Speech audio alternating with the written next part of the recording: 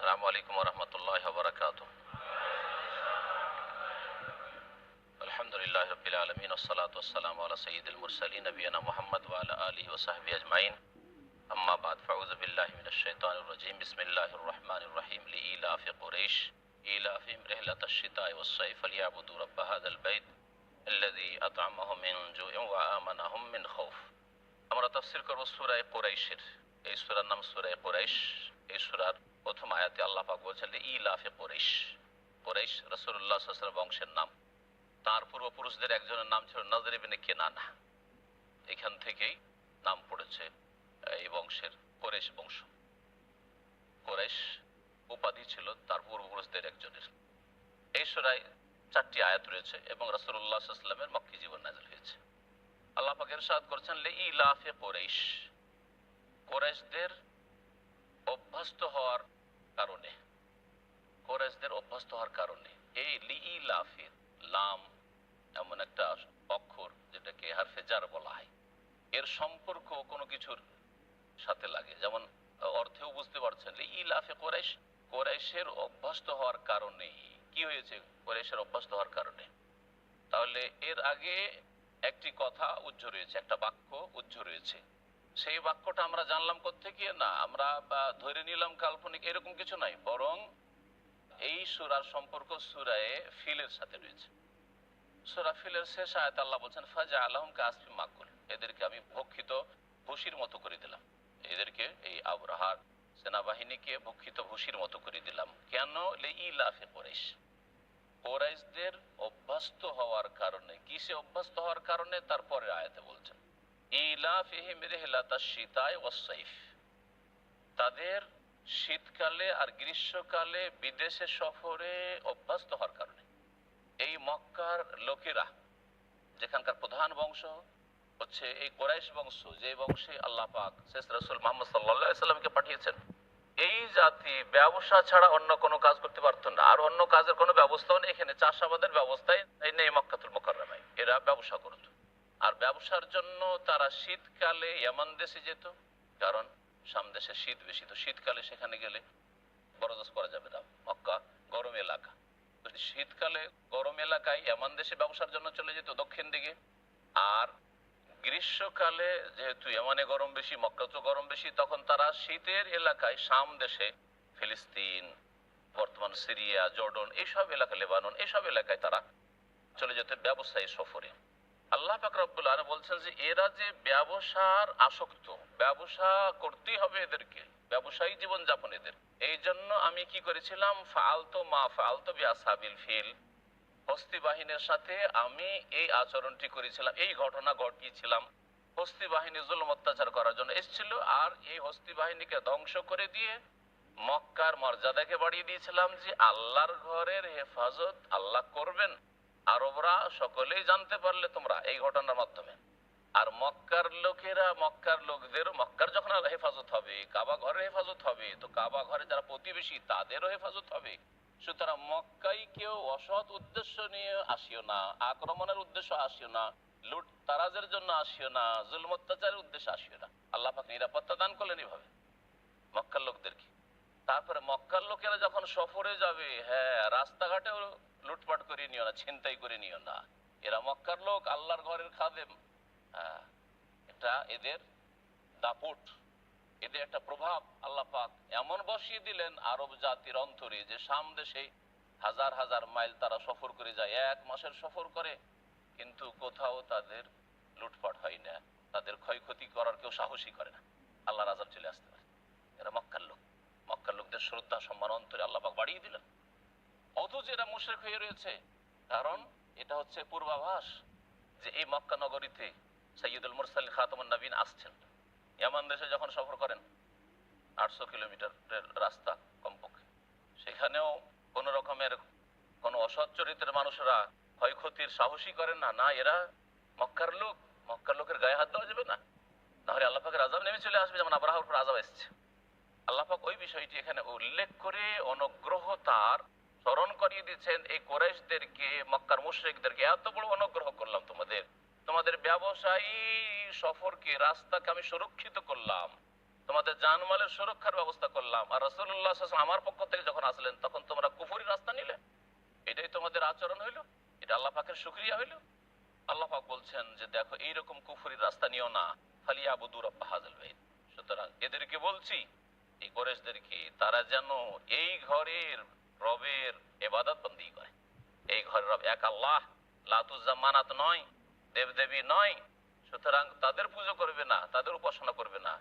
এই ঘরের যে রব, যেই ঘরের হেফাজত আল্লাহ পাক করার জন্য আবরাহার বাহিনীকে ধ্বংস করেছেন, আল্লাযী আত'আমাহুম মিন জু', আর শুনে রাখো সেই আল্লাহই খেতে দেন। সুতরাং এই কথাও চিন্তা করিও না যে মুহাম্মদ সাল্লাল্লাহু আলাইহি ওয়াসাল্লামের প্রতি যদি ঈমান নিয়ে আসি তাহলে আবার চারিদিকে তো কাফের, সামদেশে যাব রাস্তাঘাটে তো সব কাফের মুশরিকরা রয়েছে, এদিকে ইয়ামানে যাবো এদিকে কাফের মুশরিক রয়েছে, তাহলে আমাদের আবার ব্যবসা বাণিজ্য বন্ধ হয়ে যাবে, আর্থিক ক্ষয়ক্ষতি নেমে আসবে, বিপর্যয় নেমে আসবে। না, ওই চিন্তা করিও না।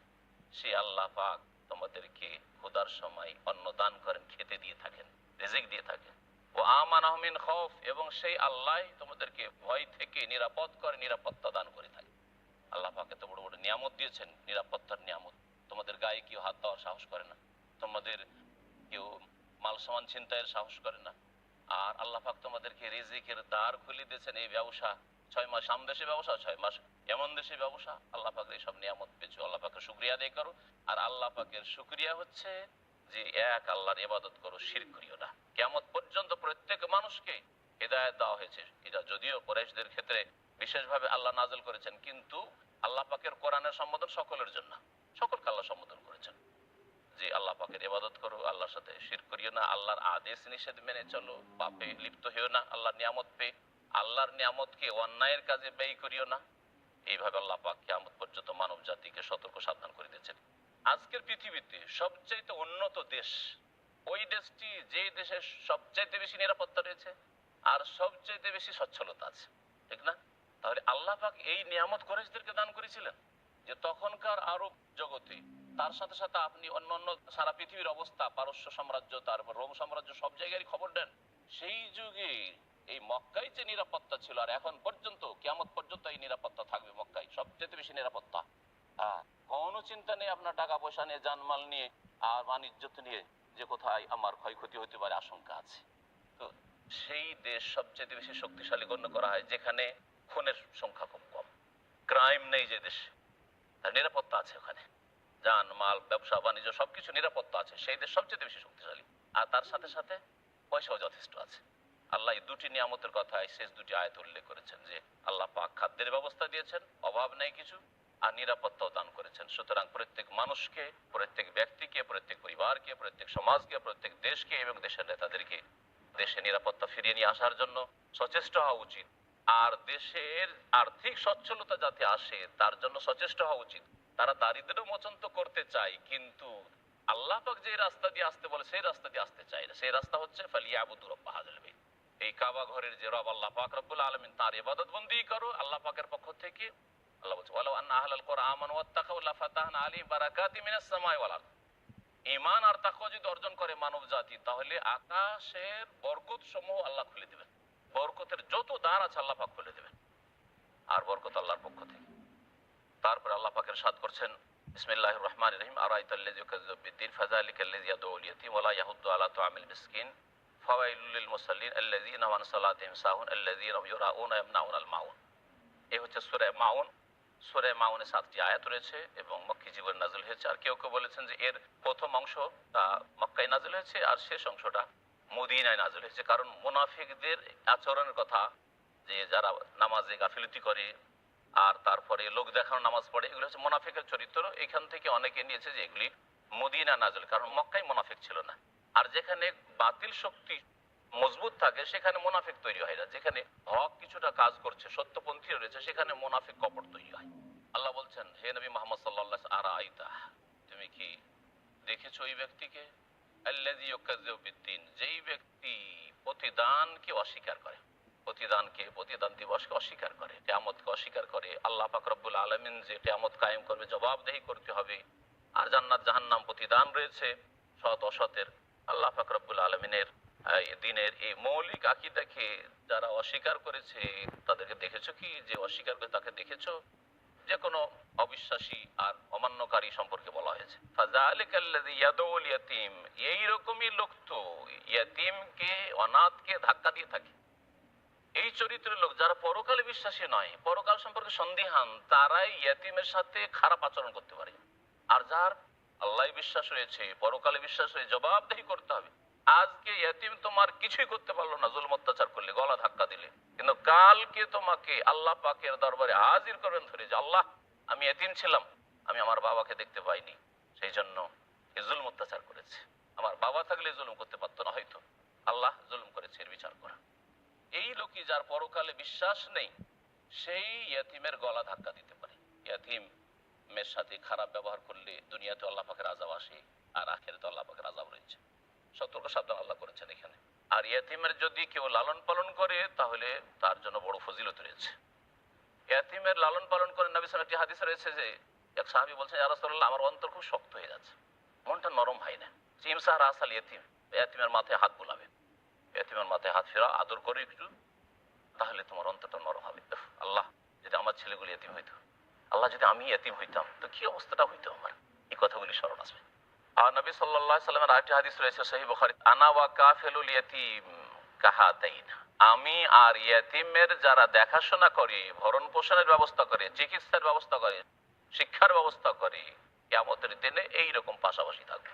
আমার প্রতিবেশী ইয়াতীমের লালন পালনকারী হবে। আল্লাহ পাক যেন আমাদের ইয়াতীমদের দিকে খেয়াল রাখার তৌফিক দান করেন। এখানে অল্প সময়ের বিরতি দিয়ে আমরা আবার আমাদের তাফসীরের দিকে সম্মানিত ভাতৃমণ্ডলী ফিরে আসি আমাদের আলোচনার দিকে। আমরা তাফসীর করছিলাম সূরাতুল মাউনের। আল্লাহ পাক ইরশাদ করছেন যে ওয়ালা ইয়াহুদ্দু আলা তুআমিল মিসকিন, আর যেসব লোক পরকালে বিশ্বাসী নয় তাদের আরেকটি খারাপ চরিত্র হচ্ছে যে তারা অন্যদেরকেও আর নিজেকেও, দরিদ্রকে অন্নদানে উৎসাহিত করে না, নিজেকে উদ্বুদ্ধ করবে, নিজের মনকে বলবে যে না, গরিব অভাবীকে দান কর, এটাও করেন না, আর অন্যকে উৎসাহিত করে না। আল্লাহ পাক এমন একটা কথা বলেছে যাতে অর্থের ব্যাপকতা চলে আসে। যদি শুধু এতটুকু কথা থাকতো যে সে দরিদ্রকে অন্ন দান করে না, ওয়ালা ইউতিম আল মিসকিন, দরিদ্রকে খেতে দেয় না, তাহলে হয়তো নিজে খেতে দিত, কিন্তু তার ভাই, আত্মীয় স্বজন, তারপরে গ্রামবাসী, দেশবাসী দিনের দাওয়াতের কাজ করতো না, সৎ পথের দিকে আহ্বান করতো না। আল্লাহ পাক রব্বুল আলামিন এখানে যেন এই কথা বলেছেন, তুমি ভালো কাজ করো আর ভালো দিকে আহ্বানও করো, দাওয়ার কাজ করো, নিজেকেও উৎসাহিত করো ভালো কাজে আর অন্যদেরকে উৎসাহিত করো। ওয়ালা ইয়াহুদ্দু আলা তুআমিল মিসকিন, যে পরকালে বিশ্বাসী না, আবার দিনের কি খেদমত করবে, আবার দিনের দাওয়ার কাজ কি করবে, ওর দুনিয়ার কাজ, দুনিয়ার যেখানে গরজ আছে সেই গরজে কাজ করছে, সেই গরজের জন্য রাত দিন সমান করে দিচ্ছে, ঘুম আসে না। যারা রাজনীতিতে আছে তাদের রাজনীতি করতে গিয়ে ওর এই যে শ্রমটা দিচ্ছে, এই শ্রমটা যদি আল্লাহর দিনের জন্য দিত তো আল্লাহর দিনের অবস্থা অন্য কিছু থাকতো। ইন তানসুরুল্লাহ ইয়ানসুরকুম, আর আল্লাহরও সাহায্য নেমে আসে। তোমরা যদি আল্লাহর দিনের সাহায্য করো, আল্লাহ তোমাদের সাহায্য করবে। আমরা প্রত্যেক মুসলিম জাতি করি এই শ্রমটা আল্লাহর দিনের সেবায় দিতে পারি। আল্লাহ যেন তৌফিক দান করেন। ফাওয়াইলুল লিল মুসাল্লিন, অতঃপর দুর্ভোগ রয়েছে, ওয়াইল নামক জাহান্নাম রয়েছে ওই সব মুসল্লিদের জন্য, ওই সব নামাজিদের। তাহলে নামাজ পড়েও যদি দুর্ভোগ হয় এক শ্রেণীর নামাজি, তাহলে যারা বেনামাজি তাদের কত দুর্ভোগ রয়েছে। নামাজ পড়লো কিন্তু নামাজে ত্রুটি আছে, যে ত্রুটির কথা আল্লাহ এখানে উল্লেখ করেছেন।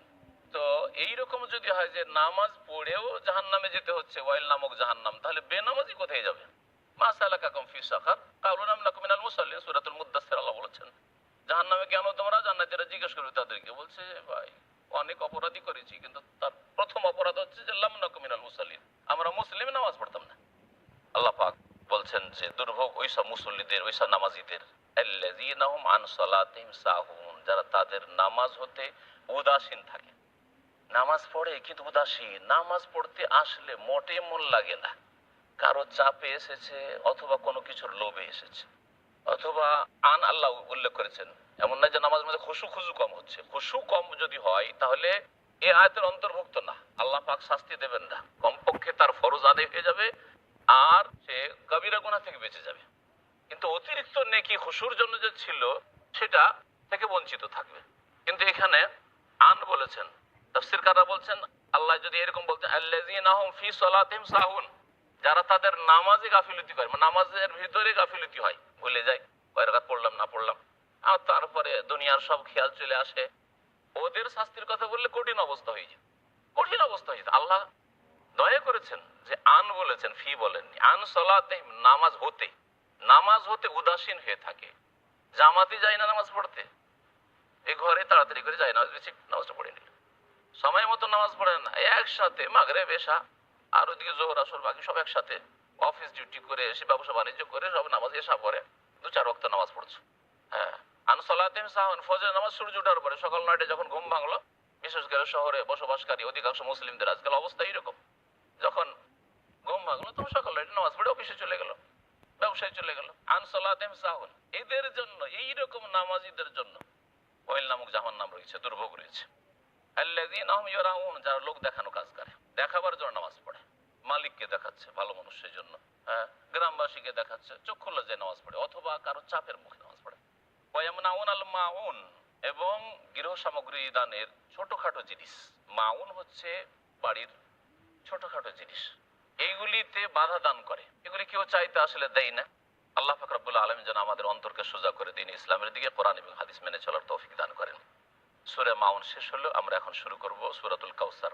আল্লাহ পাক ইরশাদ করেছেন, বিসমিল্লাহির রহমানির রহিম, ইন্না আতাইনাকাল কাউসার ফাসাল্লি লিরাব্বিকা ওয়ানহার ইন্না শানিআকা হুয়াল আবতার। এই সূরায় 3টি আয়াত রয়েছে। এই সূরা মক্কি, রাসূলুল্লাহ সাল্লাল্লাহু আলাইহি ওয়াসাল্লাম মক্কি জীবনে নাযিল হয়েছে। আর এই সূরায় নবী করিম সাল্লাল্লাহু আলাইহি ওয়াসাল্লামের উপর যে বড় অনুগ্রহ করা হয়েছে তা আল্লাহ পাক উল্লেখ করে নবী সাল্লাল্লাহু আলাইহি ওয়াসাল্লামকে সান্ত্বনা দিয়েছেন। আর এই সান্ত্বনা আর এই আল্লাহ পাকের মহাপুরস্কার রাসূলুল্লাহ সাল্লাল্লাহু আলাইহি ওয়াসাল্লামের জন্য যে রয়েছে দুনিয়া এবং আখিরাতে, আল্লাহ পাকের বড় অনুগ্রহ রয়েছে, এটা শুনে যারা নবীর শত্রু, আল্লাহর দ্বীনের শত্রু, যারা কোরআনের শত্রু, তাদের যেন গায়ের জ্বালা হয়, সেটাও এই সূরাতে রয়েছে। আল্লাহ পাক ইরশাদ করছেন, ইন্না আতাইনা কাল কাউসার, হে নবী মুহাম্মদ সাল্লাল্লাহু আলাইহি ওয়াসাল্লাম, নিঃসন্দেহে আমি তোমাকে দান করেছি, ইন্না আতাইনা কা, দান করেছি, আল কাউসার, আল কাউসার দান করেছি। কাউসার কি জিনিস? কাউসার কাসির থেকে, কাসরা 100, কাফ সারা মানে বেশি হওয়া, এখান থেকে কাউসার মুবালাগা। তো আল্লাহ পাক রব্বুল কাউসার বলেছেন। এই কাউসারের সম্পর্কে তাফসীর করতে গিয়ে তাফসীরকাররা অনেক কথাই বলেছেন। তার মধ্যে সবচেয়ে ব্যাপক অর্থপূর্ণ যে শব্দটি তারা বলেছে সেটা হচ্ছে আল খায়রুল কাসির, অজস্র কল্যাণ আল্লাহ পাক তোমাকে দান করেছেন, অজস্র কল্যাণ দুনিয়ার আর আখিরাতের অজস্র কল্যাণ হে নবী আমি তোমাকে দান করেছি। তাফসীরের কিতাবাদিতে এর 26টি অর্থ কেউ কেউ উল্লেখ করেছে। অর্থ এক একটি করে, এই কাউসার মানে এ হইতে পারে, কাউসার মানে এ হইতে পারে, কাউসার মানে এ হইতে, করতে করতে 26 পর্যন্ত পৌঁছেছে। তার মধ্যে একটি কল্যাণ, একটি আল্লাহ পাকের নিয়ামত অনুগ্রহ রাসূলের উপর হচ্ছে হাউজে কাউসার। এটা দিয়েও কেউ তাফসীর করেছে। এই শুধু একটা, যে হে নবী তোমাকে কাউসার দান করেছি, হাউজে কাউসারের মালিক তোমাকে বানিয়ে দেব, তুমি যাকে ইচ্ছা পানি দেবে, শিরিককারীকে পানি দেবে না, বিদআত করে যে হাসরের মাঠে হাজির হয়েছে তাকে পানি দেবে না। এই জন্য ফেরেশতারা কিছু লোককে তাড়িয়ে দেবেন। যখন সহিহ বুখারীতে হাদিস, সহিহ মুসলিমে রয়েছে, যখন ওরা যাবে হাউজে কাউসারের কাছে পানি পান করার জন্য, তখন ফেরেশতা হঠাৎ করে বাধা দেবে, যেতে দিবে না। তো নবী সাল্লাল্লাহু আলাইহি ওয়াসাল্লাম দেখছেন যে এদের ওযুর অঙ্গগুলি দেখে তো মনে হচ্ছে এরা মুসলিম, এরা তো নামাজ পড়েছে, অঙ্গ প্রত্যঙ্গ চমকিছে, ওসাইহাবি ওসাইহাবি, এরা আমার সাথী সঙ্গী, সাথী সঙ্গী, আসতে দাও, আমারই লোক আসতে দাও। তখন ওই ফেরেশতারা বলবে, ইন্নাকা লা তাদরি মা আহদাসু বাদাক, হে নবী আপনি জানেন না যে আপনার পরে এরা নতুন নতুন কি বিদআতি কাজ করেছে। তখন রাসূলুল্লাহ সাল্লাল্লাহু আলাইহি ওয়াসাল্লাম বলে, ফাসওকান সোকান, তাহলে দূরে তাড়িয়ে দাও, দূরে তাড়িয়ে দাও। লেমান বাদদালা দীনি, যারা আমার দ্বীনকে রদবদল করে দিয়েছে, দ্বীনে যেগুলি সুন্নাত ছেড়ে দিয়েছে, আর যেগুলি বিদআত ওগুলিকে ঢুকিয়েছে, বাড়িয়েছে আর ঘটিয়েছে। কারণ যারাই বিদআত করে তারা সুন্নতি কাজ করে না, বহু সুন্নত থেকে বঞ্চিত। এটা আল্লাহ পাকের একটা আযাব, পার্থিব আযাব। যারা বিদআত করে তারা সুন্নতি কাজ করে। দেখবেন যারা সম্মিলিত মোনাজাত করে নামাজের পরে, আর নামাইতো পড়ে, যায় নামাজের দোয়া পড়ে, তারা সালাম ফেরার পর সুন্নতি জিকির আজকার করে না। বহু জিকির আজকার রয়েছে সুন্নতি, আজকার বাদ সালাম জানেই না, মুখস্থই নেই তাদের, সুন্নত থেকে মাহরুম। এটা আল্লাহ পাকের আযাব। আল্লাহ পাক রব্বুল আলামিন তাহলে খায়রে কাসির দান করেন নবী সাল্লাল্লাহু আলাইহি ওয়াসাল্লামকে। দ্বীন হক, সত্য দ্বীন, কোরআন, এগুলি হচ্ছে কাউসার। জি, রাসূলুল্লাহ সাল্লাল্লাহু আলাইহি ওয়াসাল্লামকে শাফাআত দেওয়া হবে, শাফাআতের অধিকার দেওয়া হবে, এ হচ্ছে কাউসার। রাসূলুল্লাহ সাল্লাল্লাহু আলাইহি ওয়াসাল্লামকে স্থান দেওয়া হয় মাকাম মাহমুদে, কাউসার। এইভাবে আল্লাহ পাকের যা নিয়ামত নবী সাল্লাল্লাহু আলাইহি ওয়াসাল্লামের উপর হয়েছে সেগুলি এই কাউসার অন্তর্ভুক্ত। ফাসাল্লি লিরাব্বিকা ওয়ানহার, হে নবী তোমার উপর বড় অনুগ্রহ যখন রয়েছে, তুমি তোমার রবের উদ্দেশ্যেই সালাত আদায় করো, আর তোমার রবের নামে, রবের উদ্দেশ্যেই জবাই করো। জবাই করবে আল্লাহর নামে, বিসমিল্লাহ আল্লাহু আকবার বলে করো। দেব দেবী আর গৌস কুতুব আর পীরের নামে নয়, আর পীরের আস্তানাই নয়। মাজারে নিয়ে গিয়ে নয়, বরং আল্লাহর নামে করবে, আল্লাহর সন্তুষ্টির জন্য করবে, আল্লাহর নৈকট্য লাভের জন্য করবে। আল্লাহর নামে করলেন কিন্তু অন্য কারো আস্থা নাই, তাহলে এটা শিরকি জবাই হয়ে গেল, আল্লাহর জন্য জবাই হলো না। তারপরে এখানে জানার বিষয় যে যেমন আল্লাহ নামাজ পড়তে বলেছেন তার জন্য নামাজে তৌহিদ থাকবে আপনার, তেমন নামাজের বাইরে যে সিজদা হবে সেখানে যেন তৌহিদ থাকে। এজন্য জবাইটা আল্লাহর জন্য হইতে হবে। এই নয় যে নামাজটা তো মসজিদের নামাজটা আল্লাহর জন্য পড়ছি, কিন্তু সেজদা তাজিমি কবর মাজারে।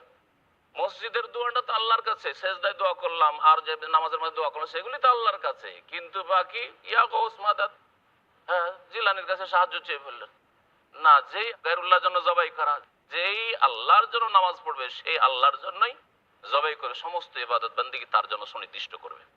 ইন্না শানিয়াকা হুয়াল আবতার, নিঃসন্দেহে হে নবী মুহাম্মদ সাল্লাল্লাহু আলাইহি ওয়াসাল্লাম তোমার শত্রুরাই হচ্ছে লেজ কাটা। আবতার বা তারা মানে কোন লেজ কাটা, তো তোমার শত্রু হচ্ছে অধিক লেজ কাটা। আবতার লেজ কাটা মানে চিহ্নহীন। তোমার শত্রু যে এই মক্কার কাফের মুশরিকরা আর কিয়ামত পর্যন্ত শত্রু থাকবে, এদের ইহ জগতেও কোনো বরকত নেই, রহমত নেই, আর পরজগতেও তাদের অন্ধকার জাহান্নাম রয়েছে। আর এদের নাম কেউ ভালোভাবে নেই না, চোখের সামনে হয়তো ভয়ে হয়তো ভালোভাবে নেই, কিন্তু শ্রদ্ধার সাথে এদের নাম ভালো মানুষরা কেউ নেই না। আর এদের নাম নেওয়ারও লোক নেই। কোরেশদের নাম নেওয়ার কেউ আছে? কেউ কি পরিচয় দিবে এখন যে আমি আবু জাহালের সন্তান? আবু জাহালের বংশের লোক পরিচয় দেবে? আমি আবু লাহাবের বংশ, ওতবা সাইবা রাবিয়ার বংশের কেউ পরিচয় দেবে? কেউ পরিচয় দেবে না। ইবনে উবাই মুনাফিকের বংশ আমি, কেউ পরিচয় দেবে? কিন্তু আমি মুহাম্মদ রাসূলুল্লাহ সাল্লাল্লাহু আলাইহি ওয়াসাল্লামের বংশ, আমি আলীর বংশের, আমি ইত্যাদি ইত্যাদি। রাসূলুল্লাহ সাল্লাল্লাহু আলাইহি ওয়াসাল্লাম এই তো আছে, এই একটা দিক। আর একটা দিক যেটা রয়েছে সেটা হচ্ছে রাসূলুল্লাহ সাল্লাল্লাহু আলাইহি ওয়াসাল্লামের আধ্যাত্মিক আওলাদ অনেক, অসংখ্য। সবচেয়ে বড় উম্মত রাসূলুল্লাহ সাল্লাল্লাহু আলাইহি ওয়াসাল্লামের, দুনিয়াতেও এবং আখিরাতে সবচেয়ে বড় উম্মত হবে রাসূলুল্লাহ সাল্লাল্লাহু আলাইহি ওয়াসাল্লামের। তাহলে তুমি চিহ্নহীন নও হে মুহাম্মদ, তোমাকে তার আবতার বলছে। রাসূলুল্লাহ সাল্লাল্লাহু আলাইহি ওয়াসাল্লামের ছেলে কাসেম যখন ইন্তেকাল করে যায় মক্কায়, তখন এক কাফের বলেছিল, এই আসবিন ওয়াইল তার নাম ছিল, আসবিন ওয়াইল সাহাবী বলেছিল, আরে মুহাম্মদ তো আবতার, মোহাম্মদ তো লেজ কাটা, মোহাম্মদ তো চিহ্নহীন, তারপরে তার বংশ থাকবে না, কোনো ছেলে সন্তান থাকলো না। আল্লাহ পাক এই কাফের খণ্ডনে আর রাসূলুল্লাহ সাল্লাল্লাহু আলাইহি ওয়াসাল্লামকে সান্ত্বনা দেওয়ার জন্য যে মনোকষ্ট হয়েছে কাফের কথা শুনে, আল্লাহ বলছেন যে না, আল্লাহ পাক তোমাকে কাউসার দান করেছেন। আর তার একটা অজস্র কল্যাণের একটা হচ্ছে যে আল্লাহ পাক রব্বুল আলামিন তোমার উম্মতকে সবচেয়ে বড় উম্মত করেছেন। তোমার উম্মত তোমার সাথে প্রথম জান্নাতে যাবে যারা সত্যিকার উম্মত, আর তোমার শত্রুরাই হচ্ছে লেজ কাটা চিহ্নহীন। এখানে সময় শেষ হয়েছে। আল্লাহ পাক রব্বুল আলামিন যেন আমাদের ভুল ভ্রান্তি মাফ করে দেন, গুনাহ খাতা আল্লাহ পাক মাফ করে দেন। আল্লাহ পাক রব্বুল আলামিন যেন আমাদেরকে নেক আমলে তৌফিক দান করেন, দুনিয়ারও কল্যাণ দান করেন, আখিরাতের কল্যাণ দান করেন, জাহান্নামের আযাব থেকে আল্লাহ পাক রক্ষা করেন। ওয়া সাল্লাল্লাহু আলা নবিয়িনা মুহাম্মদ ওয়া আলা আলিহি ওয়া সাহবিহি আজমাইন।